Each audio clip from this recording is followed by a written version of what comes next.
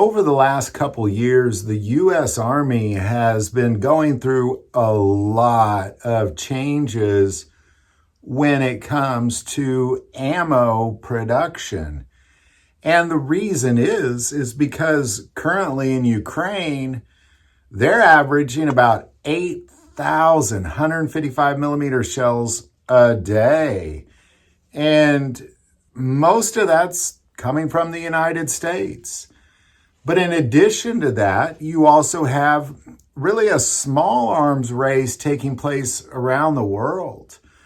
The sheer volume of small arms ammo being spent in Ukraine and Israel is something we haven't seen for a long time. But in addition to that, we also have the U.S. Army switching over calibers of the next generation of squad weapons. Being the 6.8 and getting rid of the 5.56. Meanwhile, they still have to feed the 5.56 and their M4s and their M16s, as well as feed all the other AR-style weapons in this country. So I want to take a moment and really address what it is they're doing because of the promises that the U.S. Army made about ammo production by January of 2025. And it's January 2025 upon filming this video. It's January 14th. And a lot has happened with the U.S. Army ammo production. So let's kind of talk about the biggest facilities and then how this new facility in Mesquite, Texas that just opened in the summer has now been enhancing these other two facilities. So ultimately what you have is in Scranton, Pennsylvania, you have a U.S. Army ammunition plant pumping out mostly 155 millimeter shells, a lot of the big artillery shells. And what they have tried to do is increase production from 14,000 a month to 100,000 a month by January. And we'll talk about how they're doing that here in a second. But ultimately, in December, they were hitting 40,000 a month. And they have not released their numbers for January yet. I am sure they're not 100,000 per month. You're not going, maybe in the 50 to 70, but I'm sure they're not in the 100,000s per month. Now, in addition to that, at Lake City Ammo in Independence, Missouri, also run by the U.S. Army and operated by Winchester, they generally are producing around 4 million rounds a month of small arms ammo, mostly in the form of 5.56 NATO, 7.62 NATO, 9 millimeter, and 50 BMG. However, their efforts to integrate the 6.8 millimeter for the next generation of squad weapons, what they had done was they demolished a building that was pumping out 5.56, moved the 5.56 into the same facility with the 9 millimeter, and now they're building a new facility. This facility is not open. However, they continue to pump out a ton of ammo more than ever before because they're not only working around the clock, but they're hiring a lot more people. Being from Kansas City, you hear their ads on the radio all the time, hiring bullet makers. But in addition to that, all of their ammo production equipment is new. So they're able to produce a lot more in a smaller area. When I had originally heard that they demolished the facility before building the new one, I thought, why would they do that?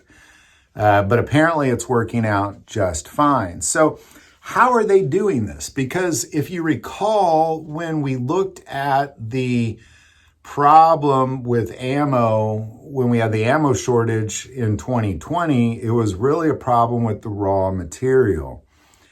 And regardless of whether you're talking about small arms ammo like 5.56 or bigger shells like 155 millimeter shells, they take very similar components. They take very, very similar components. So the raw material aspect is very similar. So now what you have with the U.S. Army's effort to increase production opening last summer was, and not just increase ammo production, but this facility in Mesquite, Texas, referred to as the Universal Artillery and Projectile Facility, operated by General Dynamics Ordnance and Tactical in Mesquite, Texas, is focused on producing parts, ammo parts. This new facility is extremely automated. It's filled with robots and conveyor belts. The description is you'll never see anybody pick up something and move it. It's always going to be a robot or a conveyor belt. You'll never see people on forklifts moving things around, because even when things have to be moved from one facility to the other, it's described as having like giant Roombas moving parts around and moving components around in an effort to massively increase ammo components. In addition to that, to amp up raw material production, and those two things are huge. So this is really why you have facilities like the 155 millimeter shell production plant in Scranton, Pennsylvania, able to increase production so much, is because of this facility in Mesquite, Texas. In addition to that, Lake City Ammo is able to pump out a ton more ammo because they have the raw material. But not only do they have the raw material, if you look at some of these larger private ammo producers, they're also pumping out ammo for the U.S. military.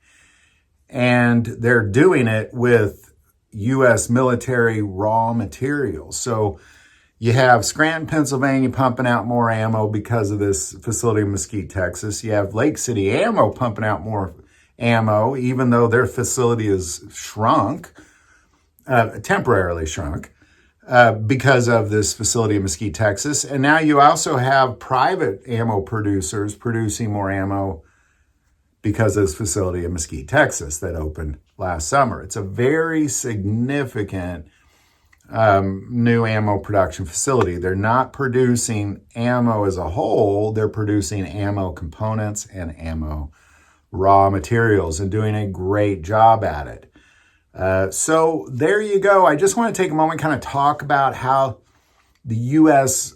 military is reaching their goals, because they dug deep into the stockpiles of their ammo, but in a way what they're doing is better, because it's good to get rid of the stockpiles. All these things have a shelf life. All this ammo has a shelf life, and the longer it sits, the less effective it's going to be in a military situation. So it's good to get rid of those stockpiles, but at the same time, not necessarily establishing another stockpile, but be able to produce more ammo than ever before if they need it. It's really kind of brilliant, and I'm glad to see it's working out. They haven't necessarily reached their goals, but they're climbing the ladder, and that's the important part. So there you go, man. Any thoughts or insight on this U.S. Army's new ammo production facility and raw material facility? Put that below. The most important part of the channel, we take prayer requests. Never, ever hesitate to send that in. Thank you for watching this episode of God, Family, and Guns. And as always, love God, love your family, and love guns.